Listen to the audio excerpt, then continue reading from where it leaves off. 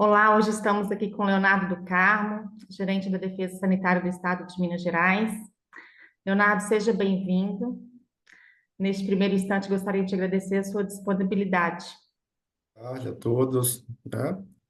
Estamos aqui, né, para estar tendo essa conversa a respeito de um tema que é importante e o IMA sempre à A disposição. conversa de hoje é sobre o Green, uma das doenças mais importantes da citricultura no mundo, né? É um tema muito difícil, né? Devido à sua severidade. Hoje o Brasil é o maior produtor de citros, né? Dá essa importância de estarmos falando sobre o Green. Nós separamos aqui as top 10 perguntas e respostas sobre a doença para poder contribuir com as informações aí para toda a cadeia citrícola, né? Leonardo, o que é o Green e como ela afeta as plantas cítricas? Prina é uma doença causada, né, por três tipos de bactéria da espécie Candidata liberibacter. Nós temos dois desses tipos aqui no Brasil, que é o Candidata liberibacter asiáticos e o americano. É uma bactéria que ela é introduzida por um vetor, então é uma que a gente chama de uma praga que ela, né, tem um vetor transmissor, então ela não é transmitida basicamente de planta para planta, e sim com a necessidade do vetor. Ela é uma praga que ela ataca o floema da planta, né, vai fazendo os entupimentos do floema, e ela chega até as raízes da planta e aí ela causa uma queda de frutos, os frutos ficam, né? Os frutos para mesas ficam sem condições de comércio. Hoje a indústria de suco também não adota captar esse tipo de fruto devido às alterações do HLB, né, no suco, no produto, Qualidade, né? né? Isso, na qualidade do produto. Então, de uma maneira geral, né, hoje o green é a pior praga da citricultura mundial. Nós temos ela desde 2005 detectada no estado de Minas Gerais. Então, ela vem causando esses prejuízos. Não existe material resistente. Hoje não existe tratamento, né, Uhum. atualmente para o HLB. Então, ele vem causando, né, sim, um prejuízo, uma necessidade de um manejo, né, considerável por parte da cadeia produtiva. E qual é a origem da doença? O green tem origem asiática, né, É igual da China, e ela chega no Brasil em 2004, no estado de a São Paulo. Em 2005, ela foi detectada em Minas, em 2007, no estado do Paraná. De lá para cá, ela já apareceu também no estado de Santa Catarina, Mato Grosso do Sul e agora, recentemente, neste mês, no estado de Goiás. E qual é a forma da propagação dela? Como eu coloquei aqui, né, hoje, basicamente, ela é transmitida através de um vetor, então, que é o Sim. psilídeo, um tipo de psilídeo, que é a Diaforina citri, que ele se contamina numa planta doente e leva para plantas sadias. E, em algumas situações, também isso através de borbulhas, principalmente na produção de mudas. A borbulha também, né? Se for utilizado uma borbulha de uma planta infectada com HLB, você vai transmitir para mudas. Por isso que é importante as mudas certificadas, né, Léo? Isso, a aquisição de mudas sadias, né? Para as pragas, né? O green, para qualquer tipo de cultura, qualquer tipo de produção do produtor, né? A aquisição de material propagativo sadio, com qualidade, ele é essencial para o sucesso do cultivo. E como a gente consegue identificar o green no campo, Léo? O green ele tem, né? A princípio ele tem uma dificuldade porque a planta pode ficar num período assintomático, que a gente fala assim, a planta está infectada, mas você não consegue visualizar os sintomas, que Demora pode um chegar pouco, aí né? pode chegar a 6 meses até 2 anos. Então Para você começar o tem primeiro sintoma. isso, para começar o primeiro sintoma. Então, você tem um período assintomático. Mas uma vez que já é expressado, principalmente quando a planta ela está em algum processo de estresse, ou de falta d'água, ou com alguma deficiência, você tem essa caracterização de uma maneira mais fácil, né? Então, você tem folhas, né, com mosqueamento, o esverdeado da folha, ele vai causando esse mosqueamento que a gente causa, né? Que chega a uma distância, você tem um entendimento que é um amarelão, mas na verdade é um mosqueamento entre Mosqueado. os verdes da folha. Os frutos ficam frutos pequenos.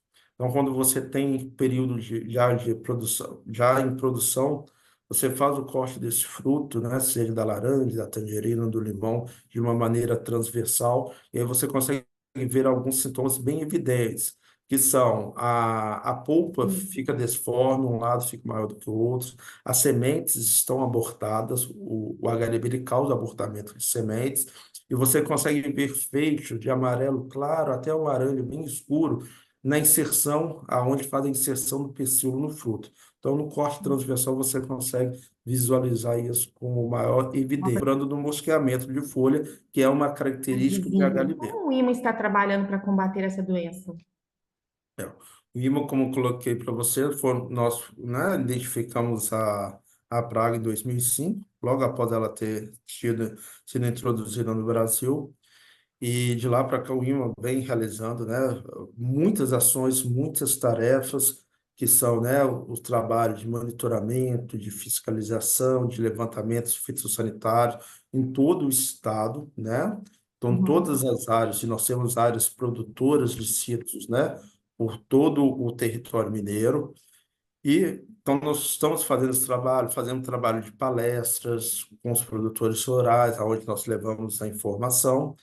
E nós estamos, né, neste ano, né, já implementando um programa que a gente chama de programa Viva Citros, que ele tem como objetivo o monitoramento e o controle, tanto do HLB quanto do campo citro, com várias ações sendo desenvolvidas ao mesmo momento.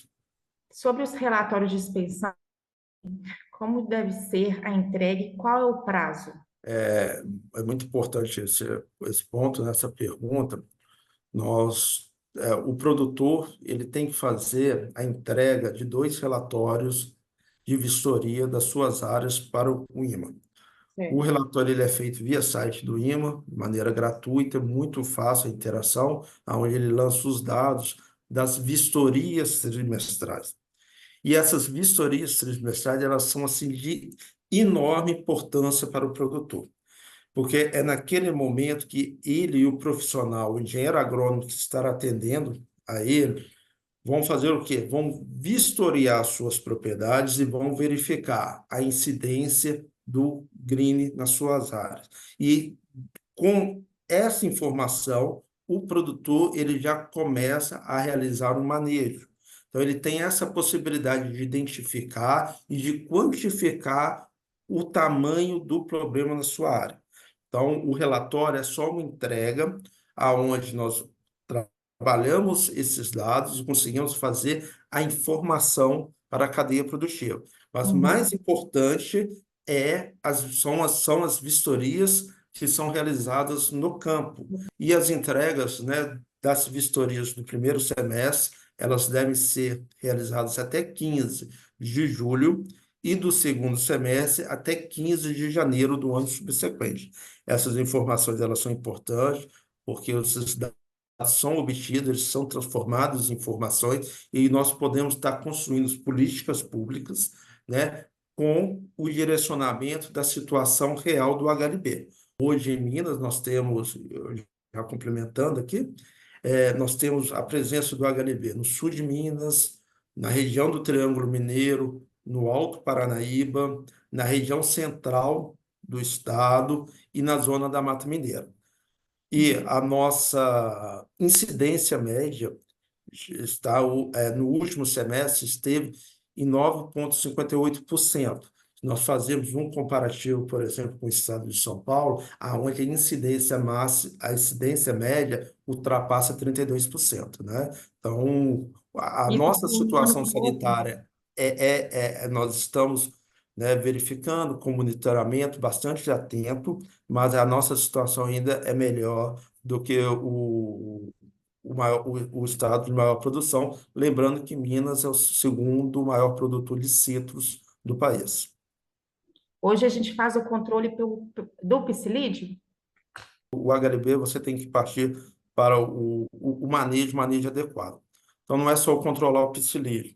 O produtor ele tem que ter a consciência que o quanto mais rápido ele tirar, ele erradicar uma planta doente do seu pomar, ele vai ter um sucesso maior.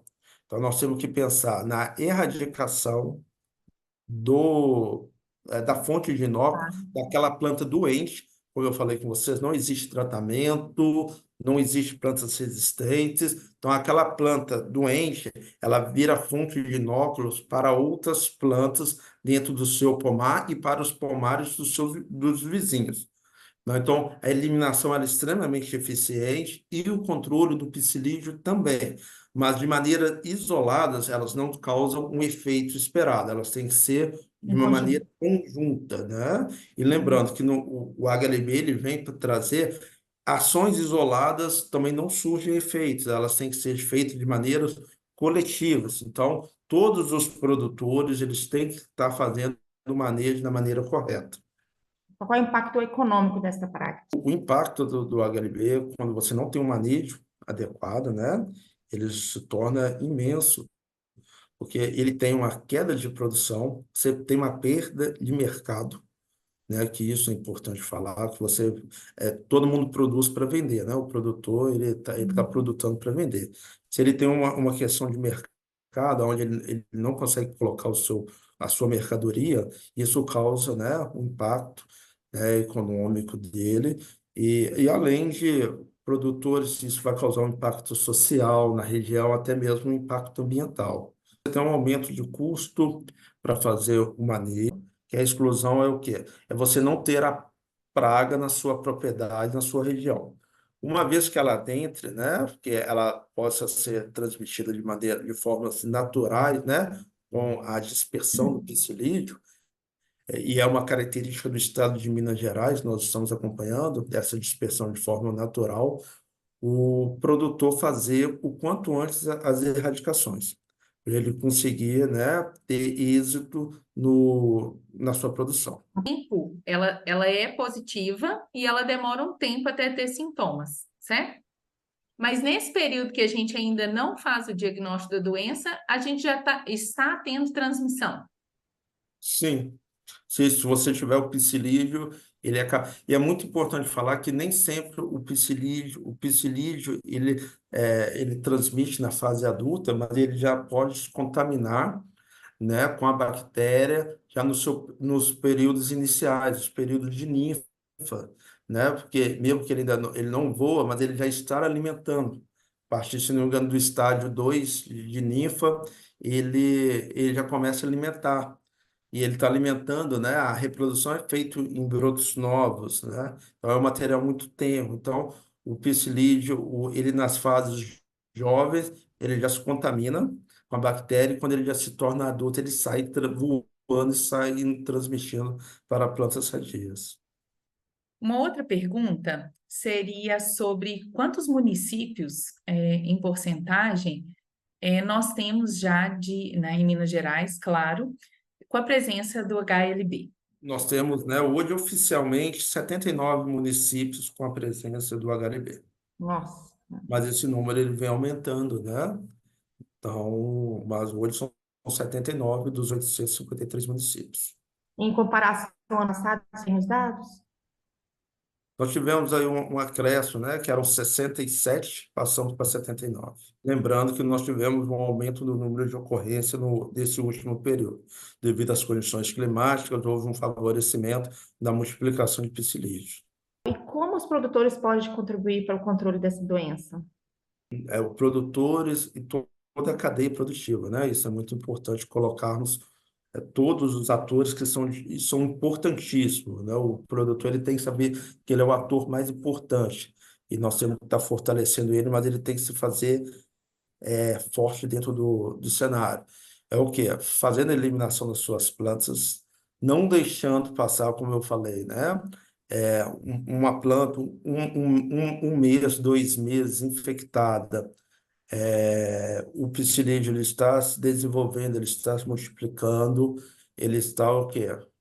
Contaminando novas plantas que estão sadias dentro do seu próprio pomar ou de pomares, de demais pomares. Então, o produtor fazendo a erradicação das plantas doentes, fazendo monitoramento e controle adequado. É muito importante falar controle adequado. Mas se for utilizar algum produto, que utilize produtos recomendados por um profissional habilitado, né, para aquela informação, fazendo rotação de grupos químicos para evitar resistência de psilídeo, muita observação com a florada, utilizar produtos que podem ser utilizados para a florada para não ter impactos, né, ambientais demais, como, por exemplo, morte de abelhas. Então, são todos fatores importantes que o produtor deve observar. Aquisição de mudas sadias, né, com toda a documentação de sanidade, toda a documentação de qualidade. Qualquer observação diferente em área que não tem histórico, comunicar imediatamente o órgão estadual, no nosso caso aqui em Minas, o IMA, para que sejam, né, feitos levantamentos de detecção, que nós possamos estar fazendo a coleta e verificando se aquele caso realmente é HLB, mas não adianta tentar esconder os casos, porque uma subnotificação, ele alonga o processo e maior dano é trazido para a cadeia produtiva. O nosso objetivo é levar mais informações para que a gente possa auxiliar e também estreitar as informações entre, não vamos falar entre a fiscalização e o produtor, não. Eu acho que é fazer com que ele possa ter um acesso talvez mais fácil, escutando um podcast ou sei lá, assistindo um vídeo que a gente possa enviar. Então, na verdade, a ideia da Lília de começar pelo greening foi justamente pelo fato do relatório semestral, né, Lília? E estar Isso. próximo.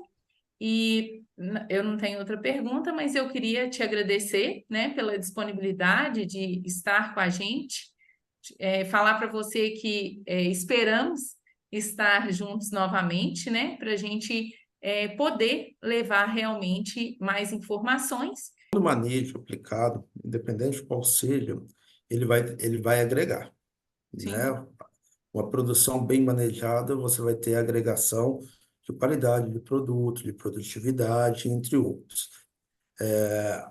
O compartilhamento de informação, ele é importantíssimo, né? Aqui não é questão de beneficiar quais os atores, todos os atores são importantes, mas nós temos algo que é mais importante nesse caso, que é o fortalecimento da citricultura mineira. Então, estamos todos, né, trabalhando e andando na mesma direção. Isso é muito importante que o produtor ele tem que observar o todo. Nós temos outros atores nós temos a Imater, a Ipamig, as demais Verdade. agências de pesquisa, todo mundo trabalhando numa única frente. para o bem comum, Nesse né? caso, isso que é fortalecer a citricultura, né? A citricultura forte, o andamento, ele se torna um andamento normal. Então, isso aqui não é uma questão de beneficiar, não. Sim. Vocês estão, e nós agradecemos, vocês estão proporcionando e captando uma informação que ela vai ser distribuída, né? Isso que é importante. Dados por si só, eles não falam nada, mas a informação, ela sendo levada e ela sendo absorvida, essa sim, ela tem uma participação importantíssima. E Guirini é coisa séria. Nós estamos falando da pior praga da citricultura mundial. Nós somos o maior produtor de citros do mundo, né? Então, é uma preocupação rotineira nossa, do IMA, mas também da cadeia produtiva. Como nós temos em comum, o que nós temos em comum? A mesma preocupação, né? Então, nós temos que estarmos andando juntos, sem nenhuma questão que você colocou de beneficiar ninguém. Nós só estamos fortalecendo a citricultura mineira. Espera, né, com a Biagro, levar as informações, né, para toda a cadeia, não só para o produtor, mas também para o engenheiro agrônomo, porque a gente vê o benefício para ele também, sabe? Então, às vezes, o engenheiro agrônomo fica lá no campo, sozinho, né? Assim, sem um amparo, sem uma informação, não porque ele não queira, né? Mas, às vezes, é a grandiosidade do problema, né? Então, a gente quer estreitar, né, esse relacionamento e afinar o caminho para poder levar mais clareza para toda a cadeia, do produtor, do engenheiro, aqui no Ceasa, Minas também, né, porque tem a cadeia inteira, né? Os Mas eles, colaboradores, os produtores, que eles são muito importantes, eles são pessoas bem sensíveis, né? Lembrando que a fruticultura, ela emprega muita mão de obra. Então, nós temos essa participação social, né, nos diversos municípios, diversas regiões do estado. E quanto é, maior a produtividade, maior a empregabilidade. Isso é, isso, Sim, isso é fato, isso mesmo, diretamente proporcional. sim. Léo, então muito obrigada, né? obrigada, viu? Eu que agradeço. Bom, Leonardo, então nós vamos encerrar a entrevista de hoje, agradecendo mais uma vez a você pela disponibilidade e ao IMA, claro. Espero que este conteúdo seja de grande valia para toda a cadeia produtiva e que a gente possa fazer novos vídeos informativos. Bom, você que nos assistiu, curta, siga nosso canal para mais informações sobre diversas áreas da agricultura.